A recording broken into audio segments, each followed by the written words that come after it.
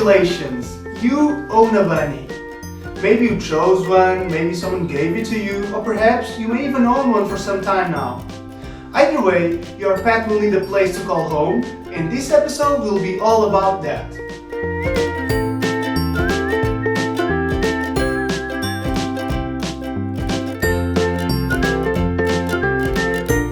Your rabbit will probably pass a long time in the house that you choose for him, and it's an important structure to assure his health, both physical and behavioral, so please take the time to choose well.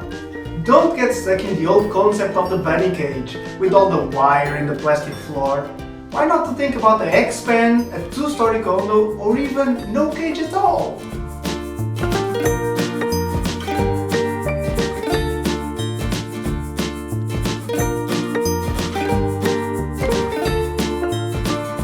Despite your option, there are things that every rabbit housing will need, and we will start by those.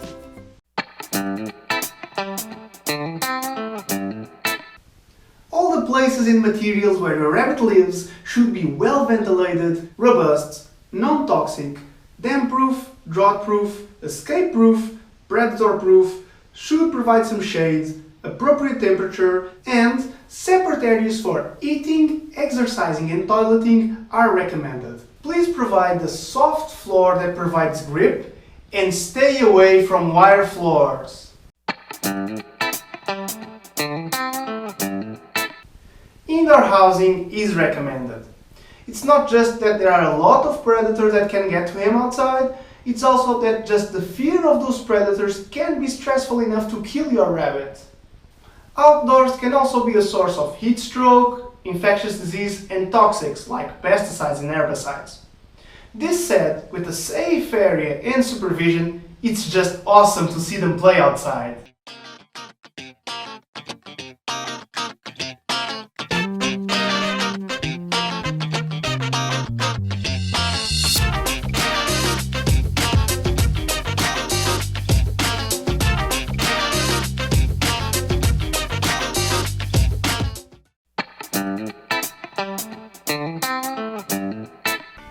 Quite simple.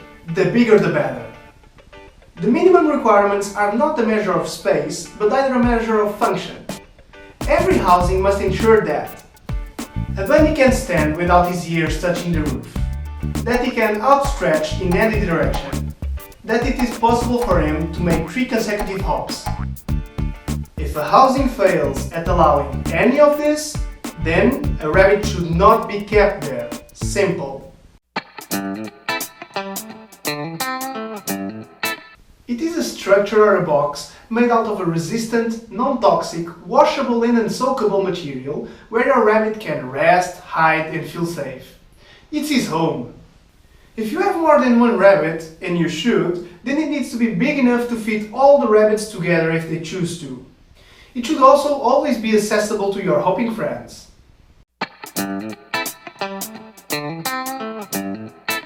Bunnies need space to run, hop, stretch and socialize, both with other rabbits and owners too.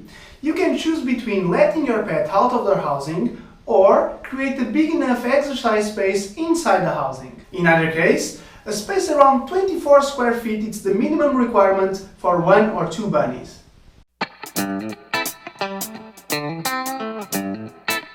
Your rabbit needs a place to have hay permanently at his disposal.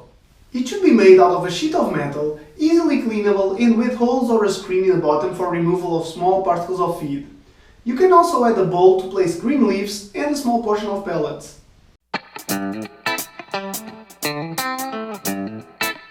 Rabbits drink more water than other mammals of the same size, and potable water should always be available. Try to choose water dishes over zipper bottles.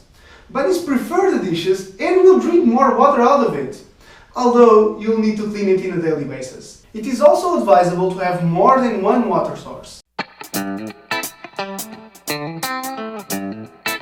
Your rabbit should be trained to use the litter box, which turns out to be quite simple. Your fluffy friend will probably choose a corner, and that's where you put the litter box for him to use. Basic plastic cat litters work fine for rabbits, but be sure that he fits in it comfortably and that the side of the box is short enough for an easy entering and exiting. There are many substrates, but they aren't all good. Especially because your bunny will probably eat them too. Don't use cat litter, don't use chemical sand, don't use substrates that make powder, avoid cedar and pine shavings. My advice goes like this. First layer. 1 inch of the cellulose-based absorbent, like Carefresh or compressed sawdust pellets for absorption. Second layer. Cover it with barley straw or grass hay.